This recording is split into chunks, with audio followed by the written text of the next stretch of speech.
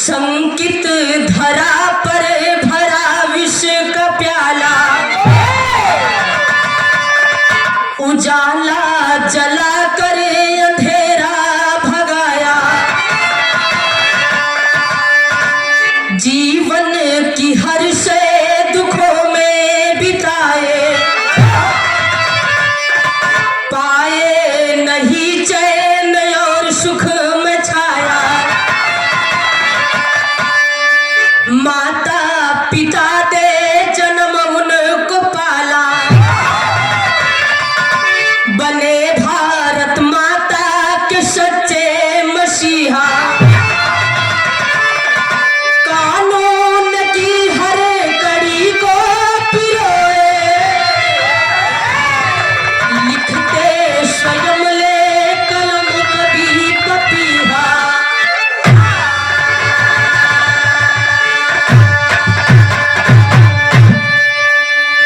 गौर करिए बाबूजी, अगर आप लोग ध्यान से सुनेंगे तभी विरह में आनंद आई। बाबा साहब कितने संघर्ष किए, तब आज हम आप लोगों के बीच में इस तरह रहने पा रहे हैं। विरह में गजल का टुकड़ा में कहना है,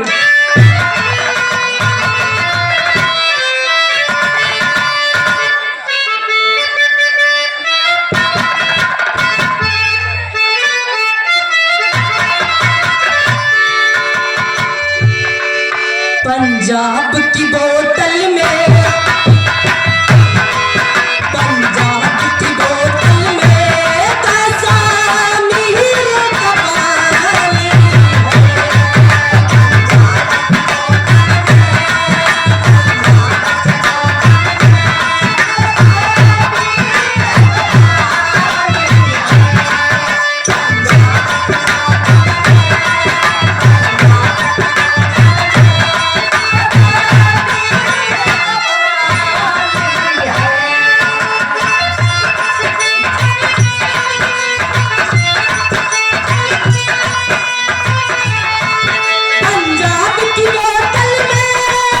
कश्मीर का पानी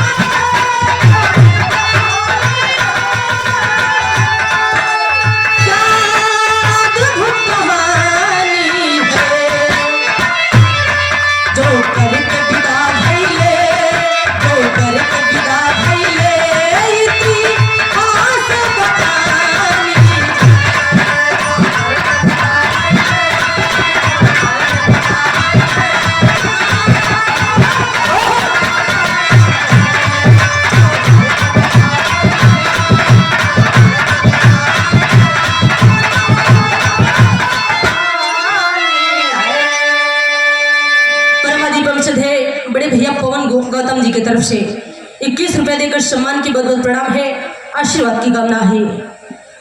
बाबूजी, बाबा साहब का एक नारा था, शिक्षित बनो, संगठित रहो, संघर्ष करो, सब लोगन के राह दिखाएं।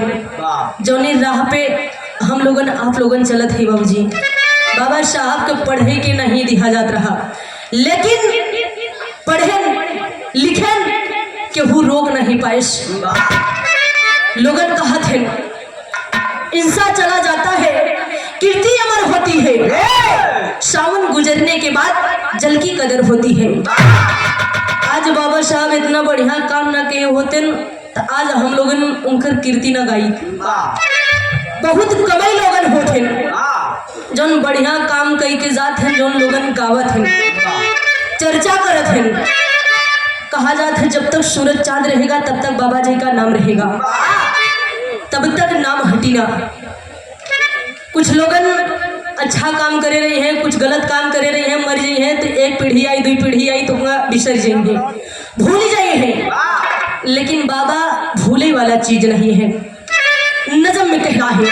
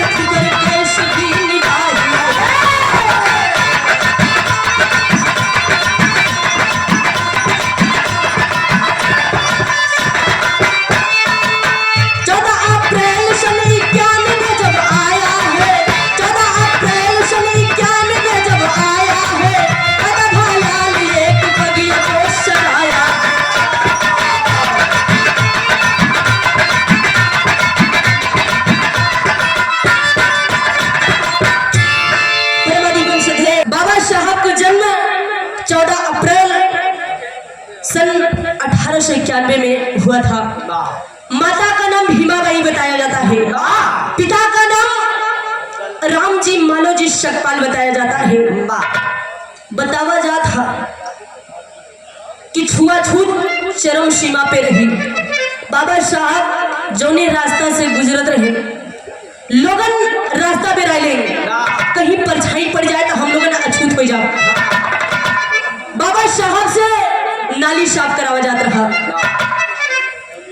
जौने रास्ता से चलत रहे, लोगन गले में मटका टंगा दे कि जौने रास्ता से जाए, अगर थूके खोई तो मटका में थूके, अगर जमीन पर थूक रही है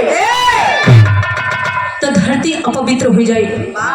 और जौने रास्ता से चलत रहे, पीछे झाड़ू बांध दिया जाता रहा। जौने रास्ता से चले वो रास्ता बटोरत के चले ताकि इनके पैर के निशान न रहे। इतना संघर्ष करे के बाद बाबा साहब आगे चलते गए, रुके नहीं। होता क्या है, बिरहा में एक लाइन गीत लगी,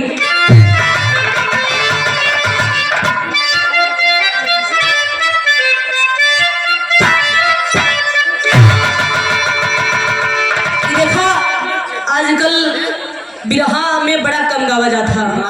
ये बढ़िया बढ़िया धुन तर जाएगा है, ले लो पुदीना, देवरा ढोड़ी चटना बा, लौंडिया लंदन से लाएंगे और ढलाली से रोटी बोर के। ऐसन ऐसन गीत आई है तो ये गीत काहे चली। हाँ कहना है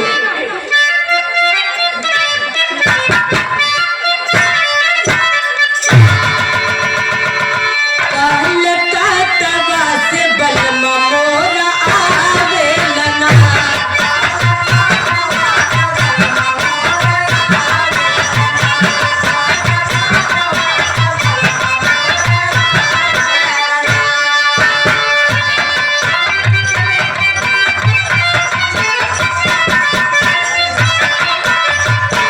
कैसे के जानू भौजी भैया के यमनवा बिरना आवेलना, बिरना आवेलना, दोनों नैना शगुनवा बतावेलना।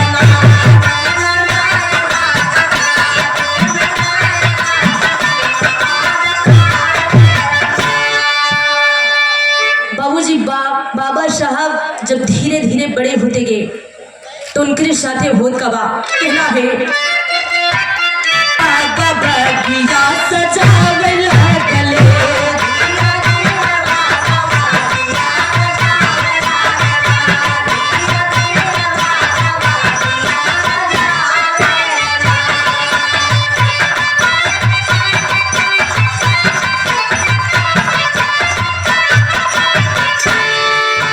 धीरे धीरे बाबा बगिया सजावे लागले, धीरे धीरे बाबा बगिया सजावे लागले, बन के विद्यार्थी विद्यालय जावे लागले।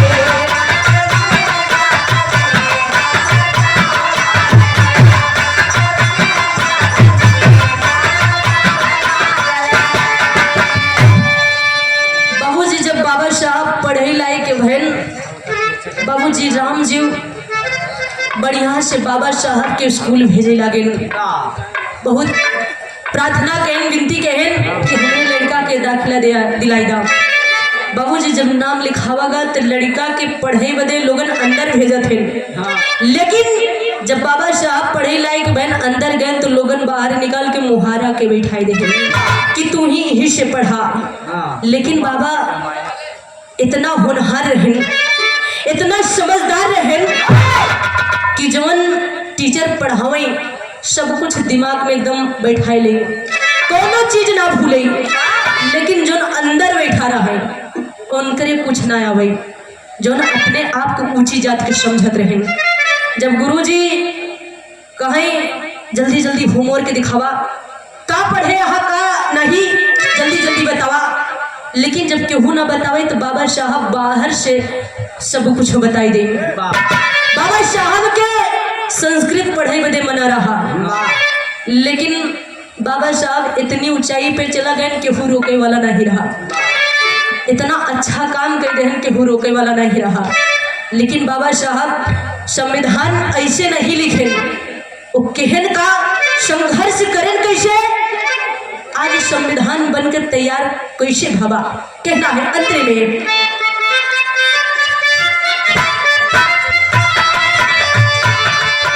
बीतल दिन काफी सना नहीं साथ आई,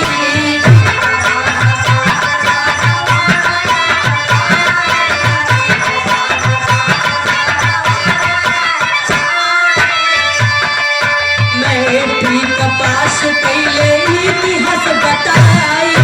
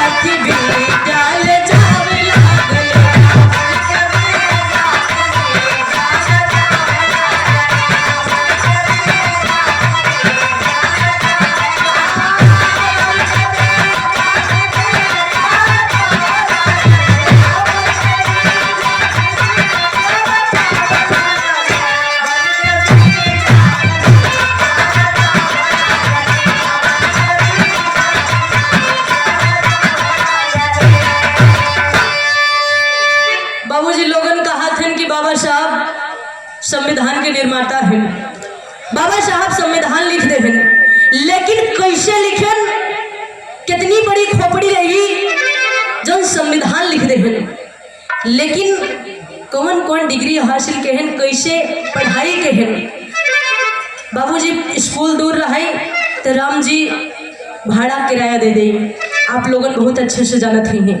वो पैसा बचाए के बाबा साहब किताब ले लेंगे, 2 दिन खाना ना खाए के बाबा साहब किताब कलम इकट्ठा के का पढ़ाई करेंगे। बाबा साहब इंटर बीए की परीक्षा पास कर लिए, हाई स्कूल इंटर पास किए। इसके आगे होता क्या अगले अंतरे में कहना है।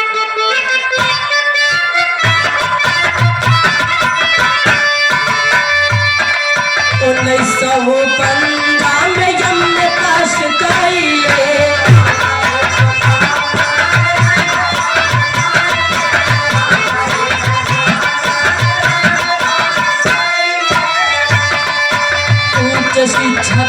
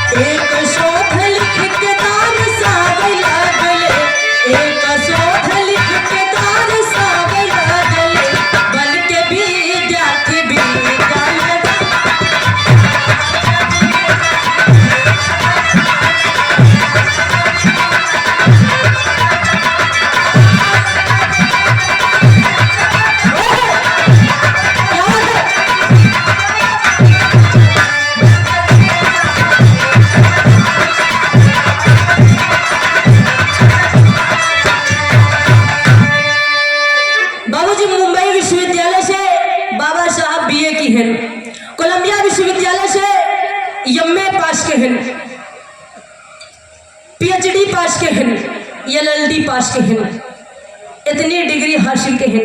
इतने नहीं जितना उनका रोका टोका जात रहा, पढ़े लिखे भी तब मना किया जात रहा, उतने आगे बढ़ा गए।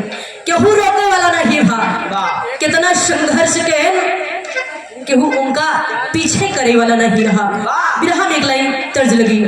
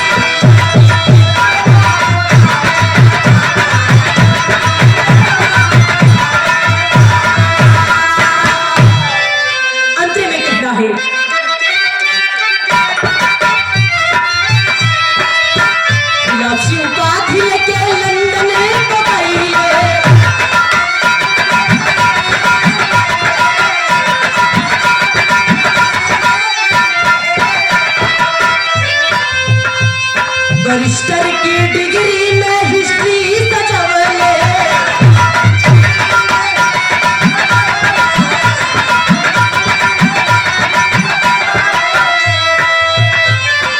अरे भारत में नमः, अरे भारत में नमः, अरे कमाए है बाबा, जीवन की अरमा बनाए है।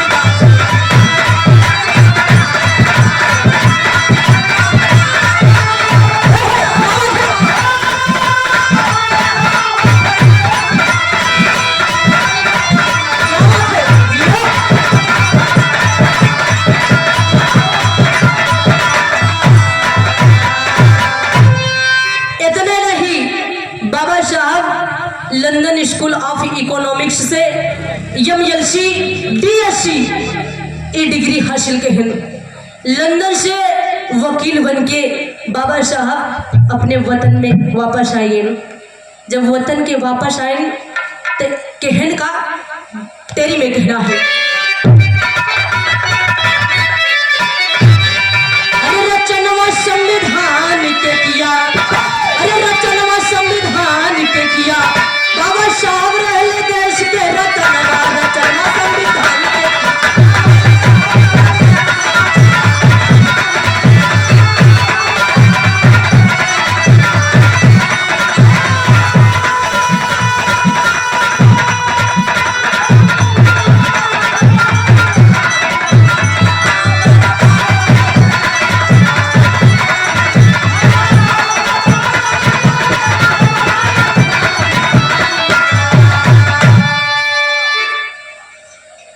रचनवा संविधान के किए। बाबा साहब रहले देश के रतनवा। जब वहां से आए, अभी संदीप भैया बताएं कि संविधान बने में 2 साल 18 महीना 11 दिन लगा रहा।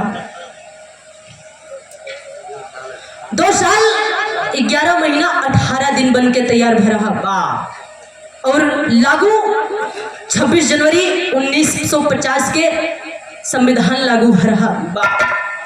जौन कानून बनाए हैं, जौन आज सब लोगन नियम पे चलत है, इस सब बाबा साहब लागू के हैं।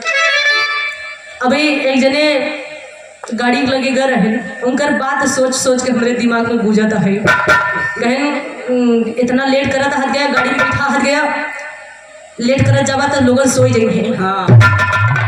बाबा साहब का जन्मदिन बनावत हट गया कि सोवत हट गया। एक दिन ना सोबा तो नींद हराम ना हुई। अगर यह बाबा साहब सोच ले होते कि आज हम कठिनाई सहत ही, वैसे ही रहा।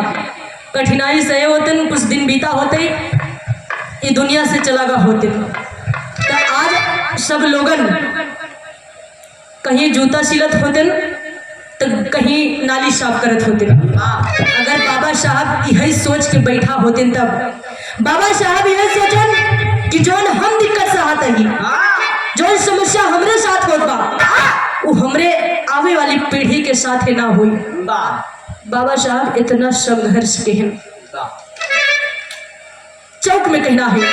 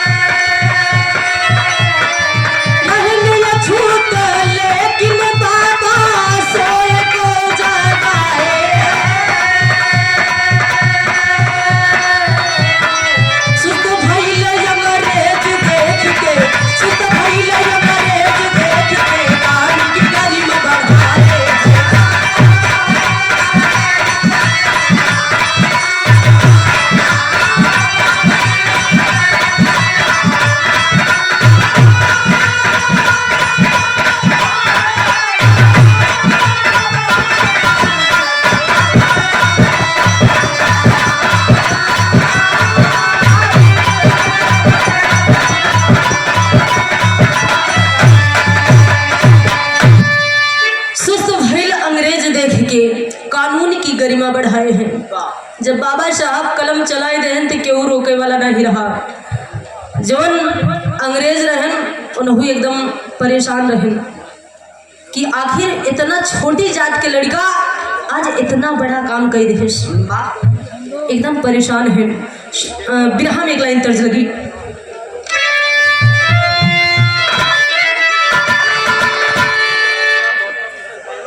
परमादीपन से झकोरा मारे झुलनी, झकोरा मारे झुलनी, ऊ है साड़ी लहराई हो झकोरा मारे झुलनी।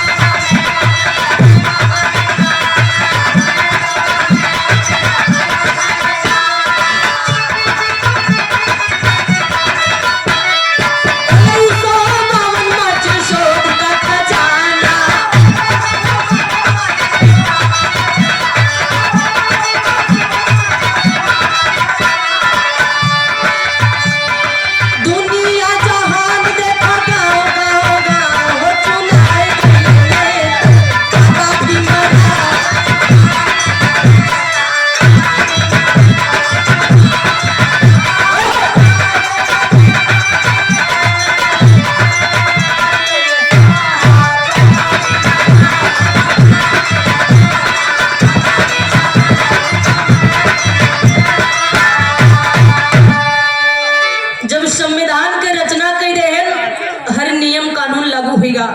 बाबा साहब राज्यसभा के महाराष्ट्र के प्रतिनिधित्व के भारत के संसद के सदस्य बने।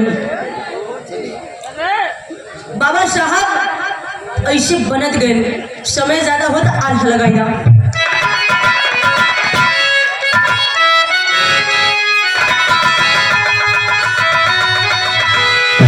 दुनिया जहान जे करला पूजन भैया,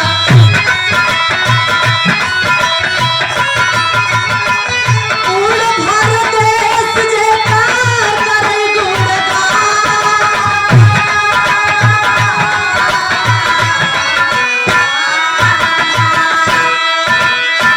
अपने वतन के खातिर दुखवा उठले बाटा,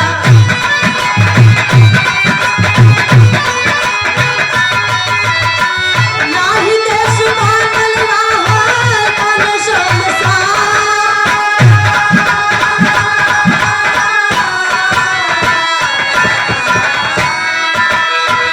भारत रत्न बाबा साहब का हलर में भैया,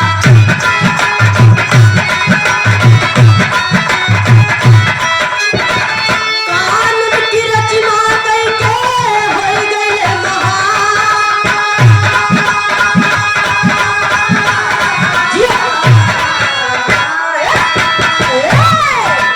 आज बाबूजी बाबा साहब इतना बढ़िया काम के हैं, पूरे विश्व में बाबा साहब के गुणगान किया जाता, बाबा साहब के पूजा जाता, उनके बताए रास्ता पे लोगन चलत हैं।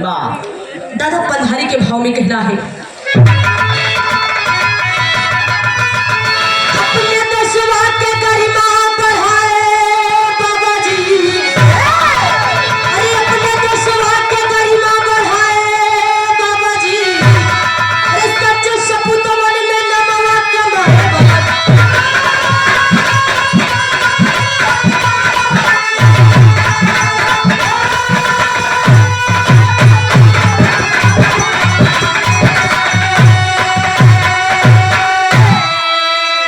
जेकर इतिहास आज केवल गवाह, लिखत कहानी पानी हो जाई सियार।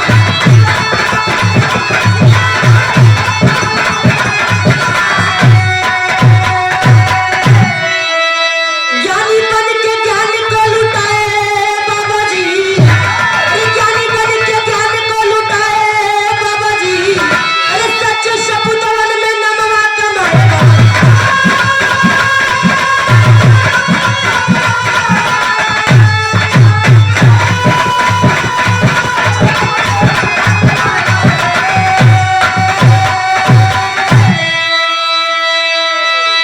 बाबूजी सब कुछ जितना बतावा जाए उतना ही कम बा। लोगन वकील बन जाई है, पुलिस दरोगा बन जाई है, इतिहास पढ़िए, संविधान पढ़िए, लेकिन पूरी जिंदगी लगा दी है तब वो न बताई पाई है, नहीं पढ़ पाई है। स्वामी गीतानंद संतगुर भूलता जे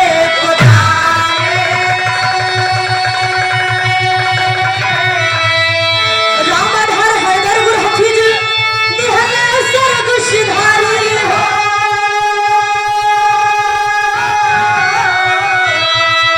रचना संविधान के किए पपीहा कवि जी लिखलन धीरज नीता गणना, रचना संविधान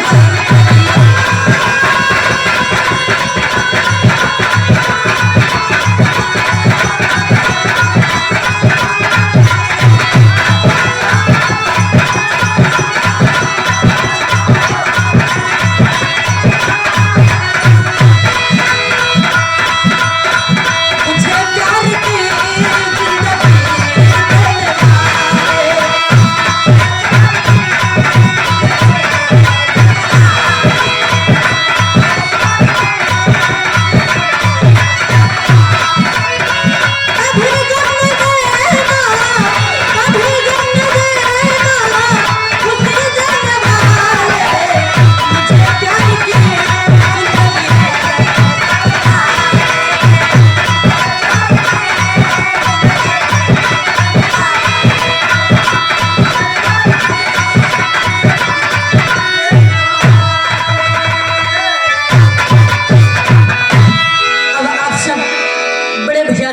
आनंद ले।